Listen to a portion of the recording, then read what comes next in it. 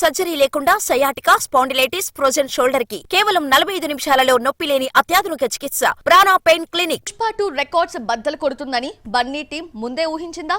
Release తర్వాత functions ఎక్కడెక్కడ చేసుకోవాలి, పార్టీ ఎప్పుడు ఎక్కడ ఇవ్వాలన్న ప్లాన్ కూడా చేసేసారా?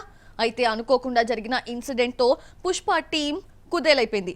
31st మిస్ అయిన ఆ గ్రాండ్ పార్టీ ఏంటో చూసేద్దామా? పుష్ప 2 హిట్ అవుతుందని, ఫస్ట్ డే రికార్డ్ బ్రేక్ చేస్తుందని పుష్ప 2 టీం ముందే ఊహించింది. ఎక్స్పెక్ట్ చేసినట్టే మొదటి రోజు వరల్డ్ వైడ్ 304 కోట్ల గ్రాస్ కలెక్ట్ చేస్తుంది. ఇక హిందీలో 800 కోట్ల దిశగా దూసుకుపోతుంది. ఇప్పటి వరకు 623 కోట్లతో స్త్రీ 2 పేరు మీదున్న అత్యధిక వసూలను పుష్ప 2 బ్రేక్ చేస్తుంది. ఇన్ని రికార్డులు బ్రేక్ చేస్తుందని ముందే ఊహించకపోయినా హిట్ అవుతుందని, డిసెంబర్ 31న గ్రాండ్ పార్టీ ఇవ్వాలని ముందే బన్నీ టీం అనుకుందట.